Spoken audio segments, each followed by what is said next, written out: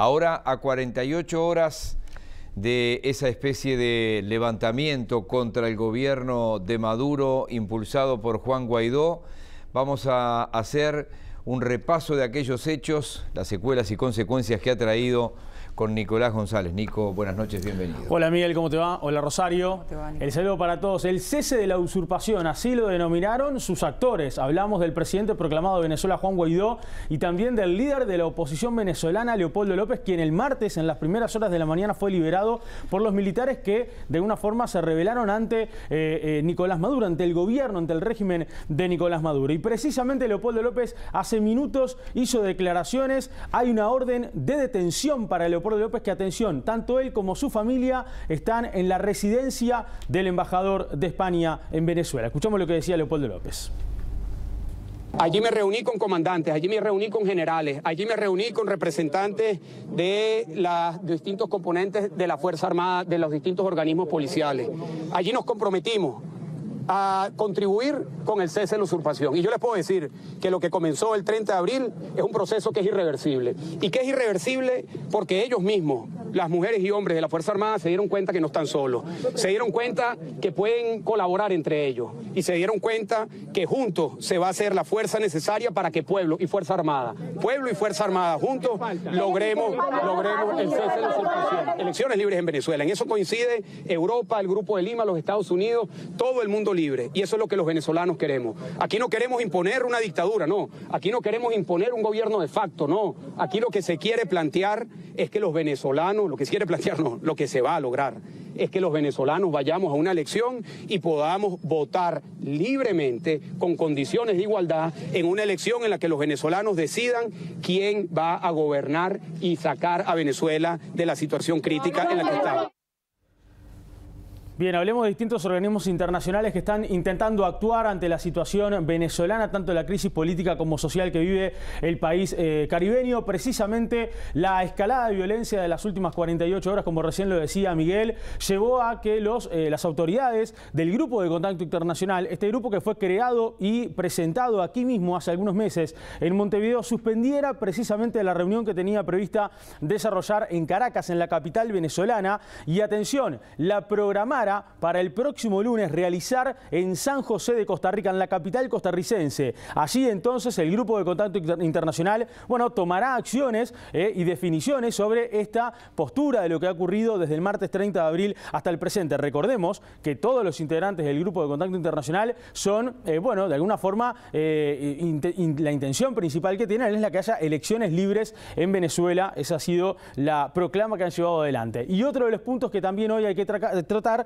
es el del Consejo Permanente de la OEA, que precisamente celebró hoy una sesión extraordinaria para deliberar el papel de los actores externos en Venezuela. En medio de este pico de tensión que vive esta semana el país caribeño, hay que decir fundamentalmente que uno de los temas que más se trató es la injerencia de Cuba. Este tema fue tratado en la jornada de hoy. Se comentó, por ejemplo, en estas últimas horas, que Nicolás Maduro tenía pronto un avión para poder volar a Cuba y así refugiarse en caso de que, ese cese de la usurpación, que como se lo denominó el pasado martes, tuviera de alguna forma un resultado positivo.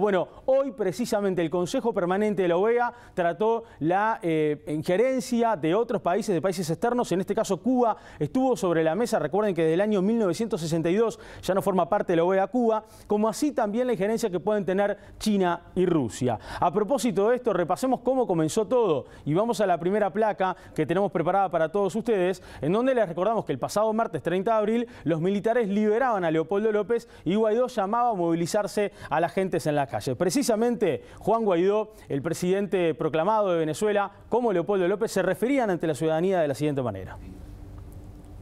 El cese definitivo de la usurpación empezó hoy. Contamos con el pueblo de Venezuela. Hoy las Fuerzas Armadas claramente están del lado del pueblo, están del lado de la Constitución, leales a la Constitución. Hoy, como presidente encargado de Venezuela, legítimo comandante en jefe de la Fuerza Armada, convoco a todos los soldados, a todos y a todas, la familia militar, a acompañarnos en esta gesta, como siempre hemos hecho, en el marco de la Constitución. Hacemos un gran llamado a los empleados públicos, y es un componente fundamental, no solamente para la transición, sino para la reconstrucción de Venezuela, recuperar soberanía nacional, nuestras Fuerzas Armadas. Están hoy acá en la capital todos los venezolanos que quieran libertad, que vengan acá al distribuidor de Altamira, acompañar a nuestros soldados valientes, acompañar al pueblo.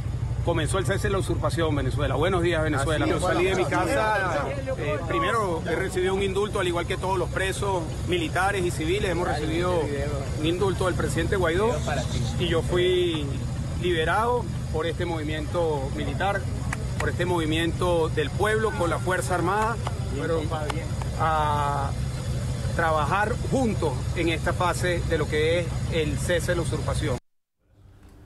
¿Qué ha pasado en las calles de Venezuela? Repasemos en las siguientes placas lo que ha ido ocurriendo en estos últimos días. Comenzaron a caer gases lacrimógenos. Bueno, los venezolanos se movilizaron en las calles, tanto los que están a favor de Guaidó como así también los que están a favor de Nicolás Maduro. Se intensificaron los choques. Hubo líderes internacionales que hablaron obviamente sobre Venezuela, donde obviamente también la situación está dividida. Y la primera jornada cerró con un muerto. Pero atención, porque hay que de alguna forma también actualizar estos datos de los distintos enfrentamientos que se han dado en el país caribeño. De hecho, hasta el día de hoy, y por ejemplo vamos a la siguiente placa, en donde les remarcamos, entre otras cosas, que, bueno, fuertes manifestaciones se han dado en varios puntos del país, y hoy el saldo es de 4 muertos, más de 100 heridos y 119 detenidos. ¿Cómo lo denominó Maduro? Una escaramuza golpista. Así dijo Nicolás Maduro, que felicitó a los militares por derrocar a aquellos que querían cesar la usurpación.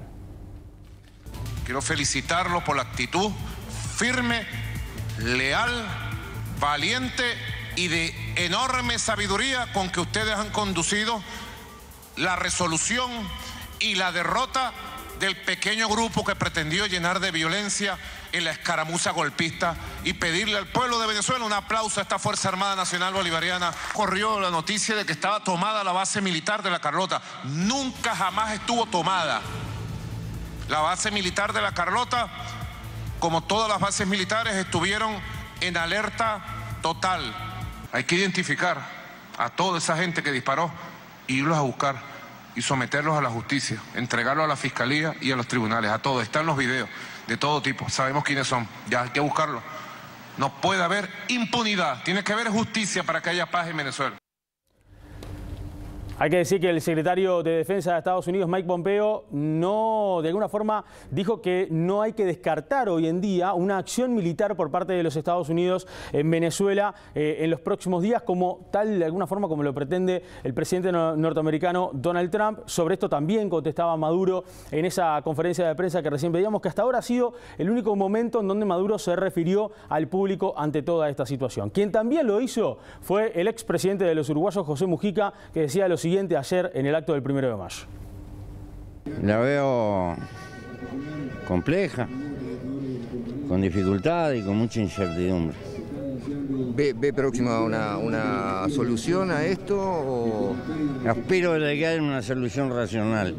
¿Por dónde podría? ¿Cómo se debe parar Uruguay frente a esto? En boca cerrada no entra mosca. ¿Qué opina de lo de las... Viaja, Uruguay se está moviendo. ¿Qué opina de lo de las tanquetas atropellando gente, Mujica? Que no hay que ponerse delante de las tanquetas. ¿Nada más? Es una barbaridad. ¿Y quién mandó eso, a su parecer? ¿Maduro? Si usted sale a la calle, se expone.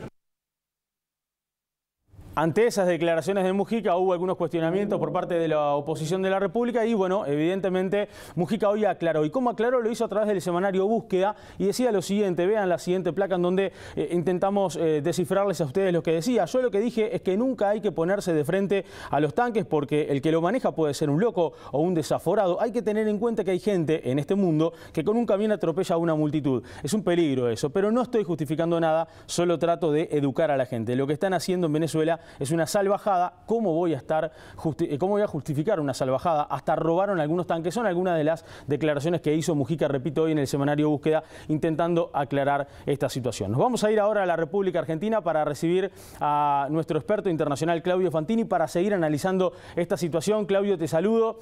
Buenas noches para ti. La pregunta que te hago es: ¿qué pasa ahora, después de estas 48 horas, en donde parece que no dio el resultado que se esperaba este cese de la usurpación por parte de Guaidó y de Leopoldo López? ¿Qué tal? Muy buenas noches, Nicolás.